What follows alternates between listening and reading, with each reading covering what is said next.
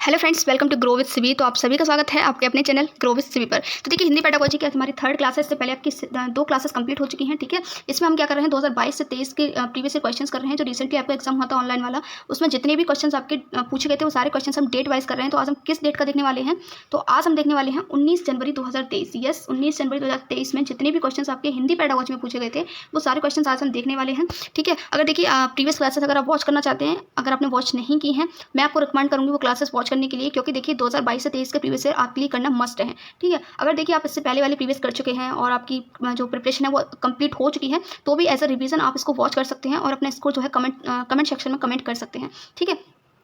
तो क्वेश्चंस को स्टार्ट करते हैं। देखिए आज हम 19 जनवरी का देखने वाले हैं। तो क्वेश्चन नंबर 1, देखिए अगर आपने प्रीवियस क्लासेस सॉरी मैं बताना भूल गई, प्रीवियस क्लासेस अगर आप वॉच करना चाहते हैं तो मैंने प्लेलिस्ट बना दी है, आप चैनल पर जाकर प्लेलिस्ट देख सकते हैं। हिंदी पेडागोजी प्रीवियस ईयर 2022 से 23 के नाम से आपको प्लेलिस्ट मिल जाएगी।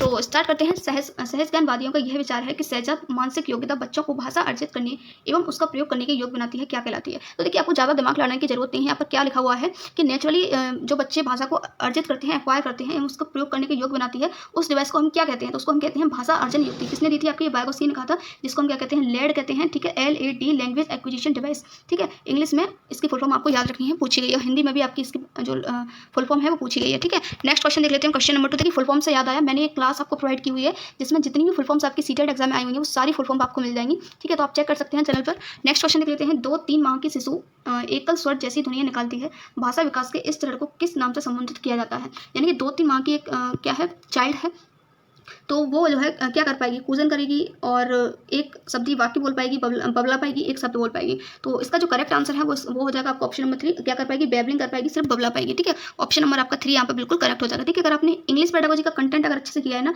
तो आप हिंदी पेडागोजी का कंटेंट पढ़ने की आपको जरूरत ही नहीं पड़ेगी, क्योंकि बिल्कुल सेम कंटेंट होता है इसका। अगर आपने इंग्लिश पेडागोजी का कंटेंट पढ़ा है, उसका प्रीवियस ईयर की है, तो आप हिंदी पेडागोजी को भी बहुत अच्छे से कर सकते हैं। जस्ट आपको प्रीवियस ईयर लगाने की जरूरत है। नेक्स्ट क्वेश्चन देख लेते हैं। क्वेश्चन नंबर 3, भाषा ड्रिल और अभ्यास द्वारा सीखी जाती है, भाषा अधिगम के इस विचार को किसने समर्थित किया था। तो भाषा ड्रिल और अभ्यास से सीखी जाती है, ऐसा किसने कहा था, ये आपको बताना है।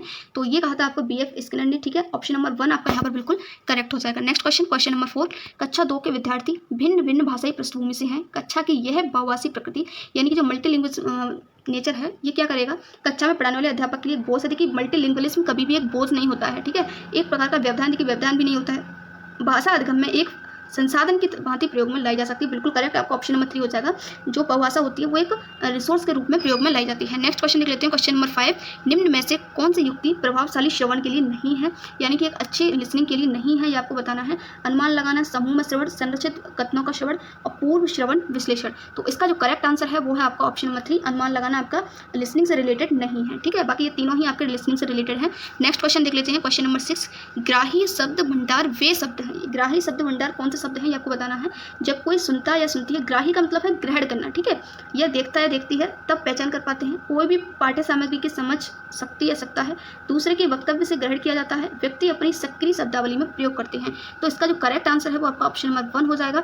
ग्रहण करना, देखिए आप जब सुनते हो किसी को तब भी आप कुछ ग्रहण करते हो, जब आप देखते हो किसी चीज़ को तब भी आप कुछ ना कुछ ग्रहण करते हो और तब पहचान कर पाते हो। तो ऑप्शन नंबर 1 ही आपका यहाँ पर बिल्कुल पॉजिटिव और बिल्कुल करेक्ट आंसर हो जाएगा। वैसे देखिए आपका दूसरे के वक्तव्य से ग्रहण किया जाता है, इसमें भी हम ग्रहण कर रहे हैं, ठीक है। देखिए ग्रहण सभी में कर रहे हैं, लेकिन अगर आप बेस्ट, देखिए हमेशा पेडागोजी में बेस्ट ऑप्शन देखा करो। अगर आप बेस्ट ऑप्शन की बात करोगे ना, तो ऑप्शन नंबर 1 हमें यहाँ पर बिल्कुल करेक्ट लग रहा है। नेक्स्ट क्वेश्चन देख लेते हैं। क्वेश्चन नंबर 7, कक्षा 2 के विद्यार्थी रविकांत को लेखन के समय शब्द और वर्ड लिखने में क्या आती है, कठिनाई आती है। अब शब्द क्या होता है, वर्ड क्या होता है, आपको पता होना चाहिए। सुसंगत क्या है, पूरा आपका एक शब्द है। वर्ड क्या है, सु आपका सिर्फ एक वर्ड है, संग आपका एक वर्ड है, गा आपका एक वर्ड है, ठीक है। उसकी लिखावट क्या है, स्पष्ट और सुसंगत नहीं है, यानी कि उसकी लिखावट एकदम क्लियर नहीं है। इसे किस रूप में जाना जाएगा, ये आपको बताना है। तो देखिए जब भी हमें लिखने में प्रॉब्लम होती है, लिखने की समस्या किससे रिलेटेड होती है, वो आपकी होती है डिस्ग्राफिया से रिलेटेड। आई होप कि सभी को पता होगा। ऑप्शन नंबर 1 आपका यहाँ बिल्कुल करेक्ट हो जाएगा। डिस्लेक्सिया आपको पढ़ने से रिलेटेड होता है, पढ़ने की क्षमता होती है, पढ़ने में प्रॉब्लम है तो डिस्लेक्सिया। डिस्कैलकुलिया किससे रिलेटेड होती है, तो डिस्कैलकुलिया जो होती है वो आपकी कैलकुलेशन से रिलेटेड होती है। मैथमेटिक्स में अगर आपको कैलकुलेशन में प्रॉब्लम है तो आपका डिस्लेक्सिया है, ठीक है।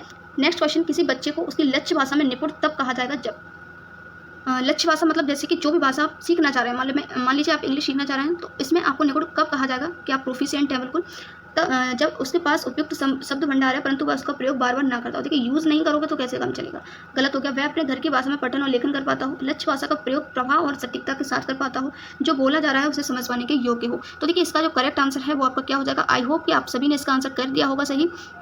ऑप्शन नंबर 3 आपका यहाँ बिल्कुल करेक्ट हो जाएगा। लक्ष्य भाषा का प्रयोग प्रवाह और सटीकता के साथ कर पाता हो। देखिए वो उसका यूज़ कर पा रहा हो एकदम बढ़िया तरीके से, तो उसका मतलब क्या है कि वो उसमें क्या है, प्रोफिशिएंट है। नेक्स्ट क्वेश्चन, नादरा को अपनी कक्षा 4 के विद्यार्थियों के पठन बोध का मूल्यांकन करना है, रीडिंग कॉम्प्रिहेंशन का उसको क्या करना है, वैल्यूएशन करना है।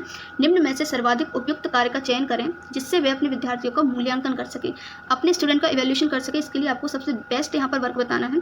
पढ़ी गई सामग्री से श्रुतलेख, श्रुतलेख का मतलब होता है डिक्टेशन, ठीक है, यानी कि जो भी पढ़ा है उससे एक डिक्टेशन लें। पठन के 4 से 5 लाभ लिखिए, अपने शब्दों में कहानी द्वारा कहिए, पढ़ी गई सामग्री से शब्द लेकर वाक्य बनाइए। तो इसका जो correct answer option number obviously 3 हो जाएगा। अपने शब्दों में कहानी द्वारा लिखिए, यानी बच्चों को कहना है उनसे उनके अपने जो भी उन्हें समझ में आया है अपने वर्ड्स में उसको लिखिए, ठीक है। इससे बच्चों की क्रिएटिविटी निकल कर आएगी कि उनके वो क्या सोचते हैं, उनकी थॉट प्रोसेस कैसी है। हमेशा देखिए आपको बच्चों को एक्टिव रखना है। बच्चों के बारे में आप अच्छा सोचोगे ना तो बहुत ही अपने आंसर तक एकदम करेक्ट पहुंच जाओगे, ठीक है। नेक्स्ट क्वेश्चन देख लेते हैं। एक अध्यापक अपने कुछ विद्यार्थियों को दिए गए विषय पर 6 वाक्य बोलने के लिए कहती है। वह शेष विद्यार्थियों को अपने सहपाठियों के वाक्य सुनकर उनका आकलन करने के लिए कहती है। इस प्रकार के आकलन को आप क्या कहेंगे? तो देखिए एक जो टीचर है वो क्या करती है, अब देखिए कुछ स्टूडेंट्स जो हैं वो क्या कर रहे हैं, 6 वाक्य बोल रहे हैं। बाकी के जो स्टूडेंट हैं, शेष विद्यार्थी क्या कर रहे हैं, अपने सहपाठियों को यानी कि जो बोल रहे हैं उनको सुनकर उनका असेसमेंट कर रहे हैं, उनका आकलन करने के लिए वो टीचर कहती है उनसे आकलन करने के लिए। तो ये क्या कहा जाएगा, सहपाठियों का आकलन कर रहे हैं, तो ऑब्वियसली इसका क्या आंसर जो है करेक्ट हो जाएगा ऑप्शन नंबर 4 आपका। कितना ईजी, देखिए क्वेश्चन से ही आप अपने आंसर पर पहुंच गए। इसको हम कहेंगे सहपाठी द्वारा आकलन। नेक्स्ट क्वेश्चन नंबर 11, एक बहुभाषिक व्यक्ति को और क्या कहा जा सकता है? तो इसका जो करेक्ट आंसर है वो हो जाएगा आपको ऑप्शन नंबर 3। इसको हम कहते हैं बहुभाषाविद, यानी कि जो बहुत सारी भाषा जानता है उसको हम क्या कहते हैं, बहु से होता है बहुत सारी भाषिक, यानी कि बहुत सारी भाषाएं जानने वाले व्यक्ति को हम कहते हैं बहुभाषाविद। नेक्स्ट क्वेश्चन लेते हैं, क्वेश्चन नंबर 12। क्वेश्चन नंबर 12 क्या कह रहा है आपका, निम्न में से कौन सा कथन पठन और लेखन के कौशल के बारे में सही है?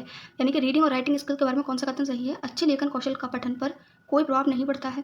जो विद्यार्थी बहुत पढ़ते हैं वे अच्छे लेखक होते हैं। जो विद्यार्थी अच्छे लेखक होते हैं वे वर्तनी की शुद्धियाँ नहीं करते हैं। पठन और लेखन कौशल हमेशा पत्र रूप से पढ़ाने चाहिए। तो देखिए ये लास्ट वाला पॉइंट तो आपका बिल्कुल गलत हो गया। मैंने आपसे कहा था LSRW 4 स्किल होती हैं आपकी, लिसनिंग, स्पीकिंग, रीडिंग और राइटिंग। ये चारों आपकी एक ही इंटीग्रेटेड मैनर में सिखाई जाती हैं, ठीक है। ऐसा नहीं है कि आप लिसनिंग अलग से पढ़ेंगे, ठीक है, और स्पीकिंग स्किल आपकी अलग से डेवलप की जाएगी। तो ऑप्शन नंबर 4 तो आपका यहाँ पर बिल्कुल गलत हो गया। क्वेश्चन क्या है, क्वेश्चन नंबर 12। देखिए यहाँ पर जो आपका ऑप्शन नंबर 2 है वो यहाँ पर बिल्कुल करेक्ट हो जाएगा। जो विद्यार्थी बहुत पढ़ते हैं वे एक अच्छे लेखक होते हैं। क्यों? क्योंकि उनको भाषा का बहुत अच्छा ज्ञान हो जाता है। जब वो बहुत ज़्यादा पढ़ते हैं तो उनको जो वर्ड पावर है ना बहुत स्ट्रॉन्ग हो जाती है। इसकी वजह से क्या होते हैं, वे एक अच्छे लेखक होते हैं। तो ऑप्शन नंबर 2 आपका यहाँ पर बिल्कुल करेक्ट हो जाएगा। नेक्स्ट क्वेश्चन देख लेते हैं, क्वेश्चन नंबर आपका 13। एक अध्यापक विद्यार्थियों को एक अनुच्छेद लिखने के लिए कहती है।